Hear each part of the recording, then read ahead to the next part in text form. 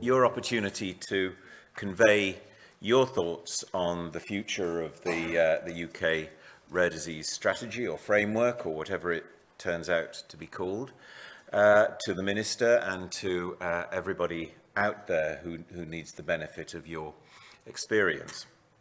What we're going to do, this is the classic, what the Americans call an elevator pitch, but because we're not Americans, we'll call it a lift pitch. And what I want to, there will be 5 brief presentations of 3 minutes each, presenting the ideas from each of the 5 groups. We'll go in the following order. The group on diagnosis will kick off, followed by care coordination, research acceleration, early access and reimbursement, and patient empowerment. And for each of the 5 presenters, I want them to imagine that they've just got into the lift, and there in the lift with them is the person they know is their soulmate. This is the person who can fulfill all their dreams and make them happy in perpetuity. But like the lift, when you get to the floor where you get off, you get off. So you have got 3 minutes to convince the rest of us that you are the person we need to make us happy for the rest of our lives. And at the end of 3 minutes, the bell will go and you will stop talking.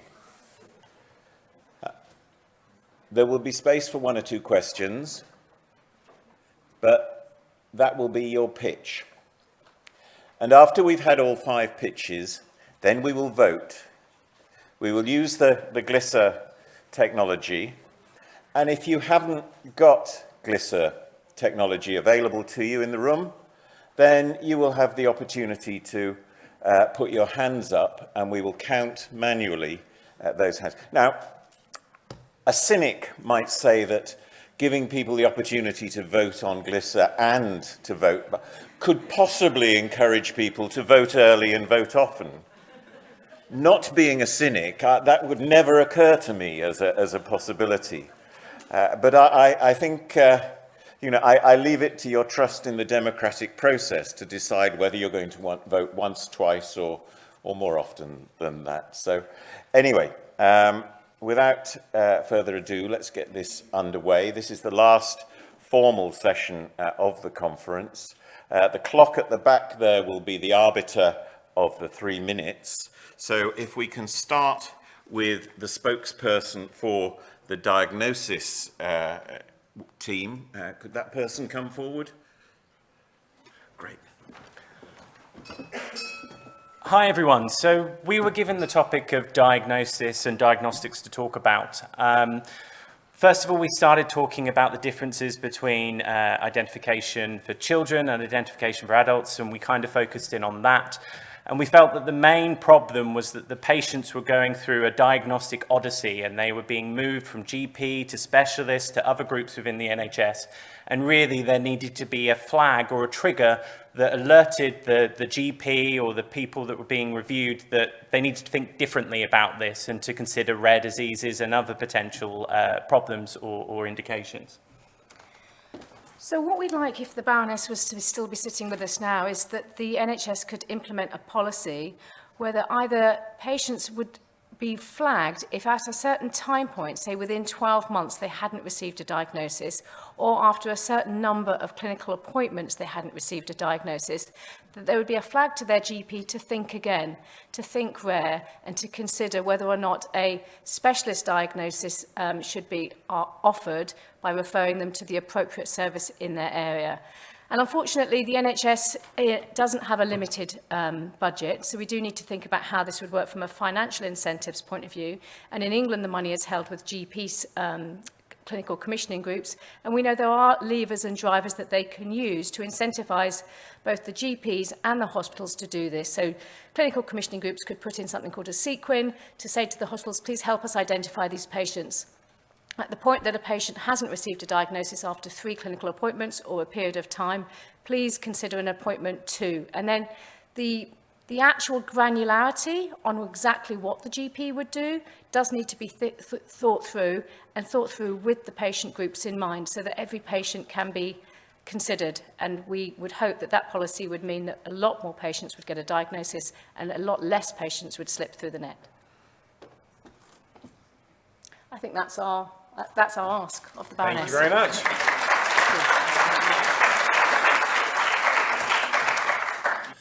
Do you know what the most trusted brand in the United Kingdom is?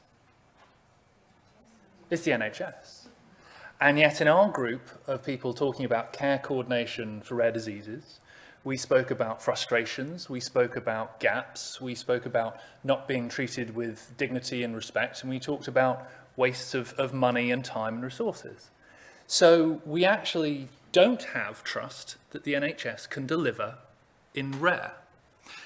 We propose a shared care digital toolset that would allow both patients and caregivers and healthcare professionals to have access to the same data sets, to put everyone on the same level.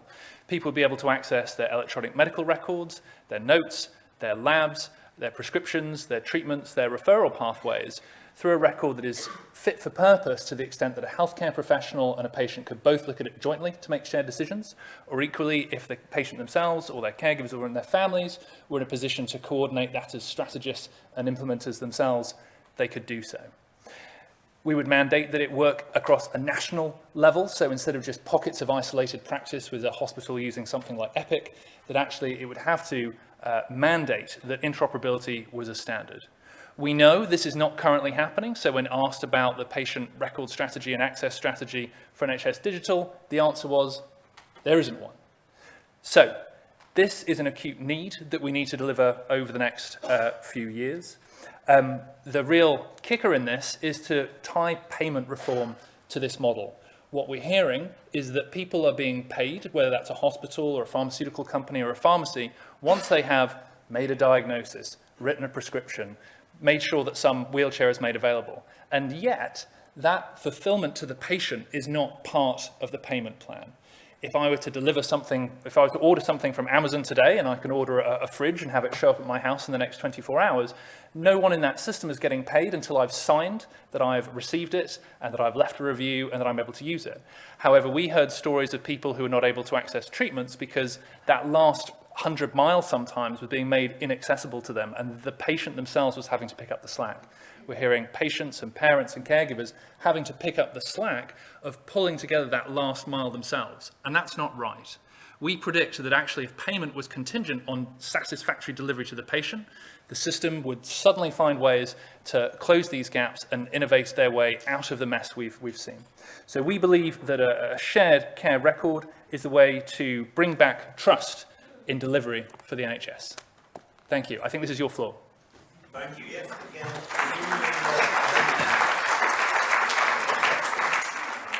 Hi, everyone. Effective research requires engaged participants. For rare diseases, this is a big challenge because at the moment, there are a number of good initiatives collecting rare disease data, such as NIHR Bioresource, Genomics England, as well as a large number of rare disease charities doing this work individually for their conditions. But what's very difficult to do is to find all the rare disease patients within the country quickly and easily.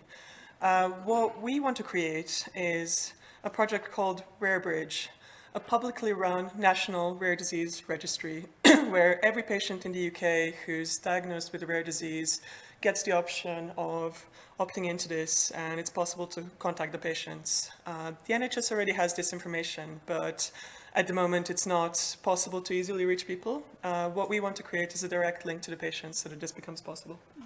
So by creating a screening library, we allow have the option to have both the genotype, the phenotype, the natural history of that patient collected, and to really make sure that everything is codified on a very, very sort of systematic level, because at the moment, patient groups have data, they have their own registries, they have individual elements, but it's all fragmented, it's all separate, and the NHS itself is made up of, 300 different individual parts and institutions. So by doing this, by creating this big screening library, it then allows sort of pharma the option to go in on a subscription basis to access the data. So if, for instance, they wanted to access the data on a particular gene that was known to be pathogenic, they could look at it, they could get the price in. But there would be from that subscription, there would be the element of money going into the ultra-rare diseases to make sure that these areas where funding is so tight, because there may only be one person in the UK, that it allows that ability for funding to go in for more research, for farmers to carry on doing things. By doing this, it also allows PAGs to have the ability to use, patient advisory groups to have the ability to reach out to other people that have that same condition. So it gives that social element to conditions that for many people that there is no treatment for. It may be that actually it is a case of living with that condition and just having people that you know you can contact. So there we go. Please join us.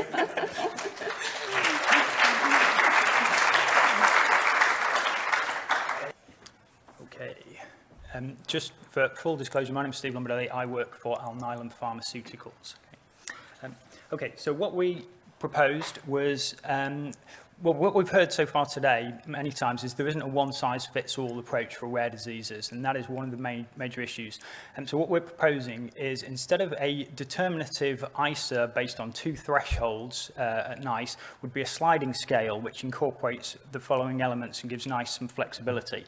And so it would incorporate a potential increase for very small populations. So there is a huge difference to a company and to the patients if there's 4 patients in the country with the disease rather than 400. And this, currently, NICE has very little flexibility around this. We would also like to allow some flexibility in the ICER sliding scale to account for quality of life instruments which don't really measure the true impact of rare diseases. So there's a lot. So generic quality of life instruments do not really capture a lot of aspects of rare diseases. So a bit of flexibility for NICE would take account of that. We'd also like to incorporate some tools, sort of modular tool approach to account for caregiver burden or caregiver impact, which could be, this would have to be kind of a modular tool which would reflect the different caregiver burdens associated with different diseases. So currently, probably MS is the only thing in which caregiver impact is really measured and incorporated in a NICE HTA, and that only looks at mobility issues, but there's a whole host of other things which would need to be incorporated, and this would need to be weighted based on what the effect of the rare disease is and captured in an instrument developed specifically to capture that. The other thing is that the ICER should not be determinative. NICE used to have a bit of flexibility around this, and as it's got more and more transparent, it now would appear that the highly specialised technology appraisal ICER of £100,000 is determinative, and there's examples showing that that is the case, and that needs to really change for these ultra-rare diseases. And finally, any uncertainty, so NICE is absolutely allergic to uncertainty, so that would continue to be accounted for in a managed access arrangement. Okay.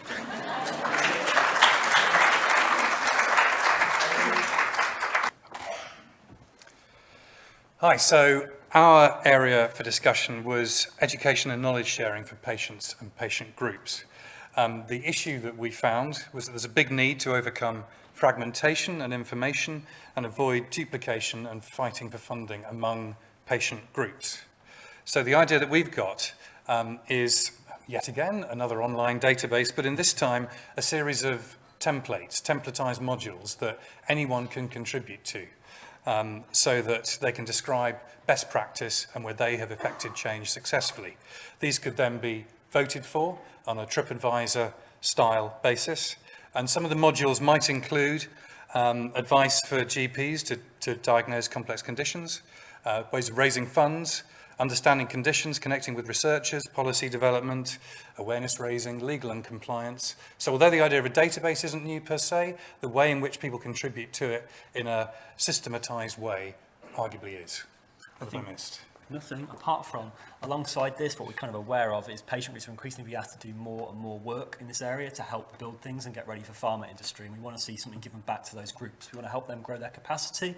We'd also like to see a large central fund, which the pharmaceutical industry or other funders could invest in, which other small patient groups could draw money from or apply for grants to help them get started, to provide seed funding for the small, generally parent, voluntary-led patient organisations to get the funds they need to get moving in a professional way to do the things that everyone's saying they want to see patient groups do. Thank you.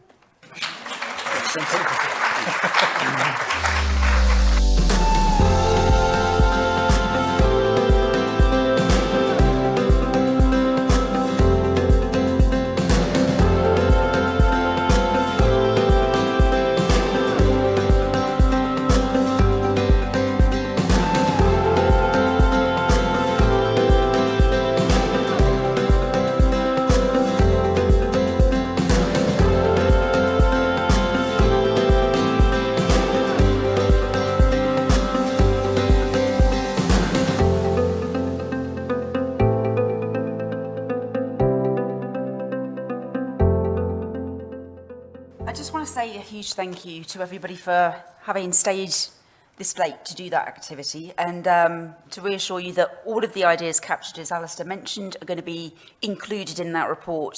And we don't have a prize for a winner, but I do hope that I can persuade the Minister that maybe we can actually physically take the report to her, and maybe the people who were in the winning group could have a pass in discussing their idea with her. So watch this space. Before you head for either a drink and some canapes or you head home, I just wanted to flag up that next year our big event will be, again, RareFest. So I don't know, how many people were involved with RareFest last year? Who was aware of it? Okay, so about half of you. So last year we launched the first ever rare disease-inspired festival in Cambridge. The first of its kind in the world, I believe, with an evening of celebration. So we had dance, music, speakers, all performers were people with a rare condition. And then we had a following day, a whole day of really fun interactive exhibitions, scientists doing demos and running experiments. We had tech companies showing some of the brilliant work that they're doing in the rare disease field. And again, speakers, films, and it wasn't just a rare disease engaged audience, this was open to the general public. So we had local school children, we had people who were dragged in off the market square too. So it was very much open to everyone, let's get the word out about rare disease. So our next task, now that this is over, will be to start to develop a programme for RareFest next year. So we're looking for, if you could flip to the next slide, any of these things. So we need a sort of an idea squad, a group of people who either attended last year and saw what happened and can recommend new ideas and ways forward. We're definitely looking for sponsors. It's a big event, it costs a lot of money. We want people who can run science experiments that are rare disease related and get young people inspired and excited about that. We want tech companies to come and demonstrate their wares and their developments.